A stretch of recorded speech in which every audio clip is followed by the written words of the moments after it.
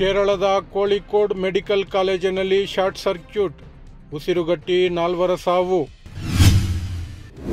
ಗೋವಾದ ದೇವಸ್ಥಾನದಲ್ಲಿ ಕಾಲ್ತುಳಿತ, ಕನಿಷ್ಠ 6 ಮಂದಿ ಮೃತ್ಯು, 60ಕ್ಕೂ ಹೆಚ್ಚು ಮಂದಿಗೆ ಗಾಯ. ಇಂಡೋನೇಷ್ಯಾದಲ್ಲಿ 3 ಭಾರತೀಯರಿಗೆ ಮರಣದಂಡನೆ, ಸೂಕ್ತ ಕ್ರಮಕ್ಕೆ ವಿದೇಶಾಂಗ ವ್ಯವಹಾರಗಳ ಸಚಿವಾಲಯಕ್ಕೆ ದಿಲ್ಲಿ ಹೈಕೋರ್ಟ್ ಸೂಚನೆ. ನಾಯಕರು ತಿರುಗಿಯೂ ನೋಡುವುದಿಲ್ಲ, ಕೊಲೆಯಾದ ರೌಡಿ ಶೀಟರ್ ಸುಹಾಸ್ ಶೆಟ್ಟಿ ತಂದೆ ಅಳಲು.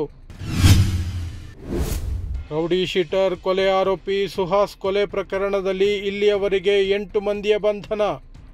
ಮಂಗಳೂರು ಕಮಿಷನರ್ ಮತ್ತು ಗೃಹ ಸಚಿವ ಪರಮೇಶ್ವರ್ರಿಂದ ಸುದ್ದಿಗೋಷ್ಠಿ.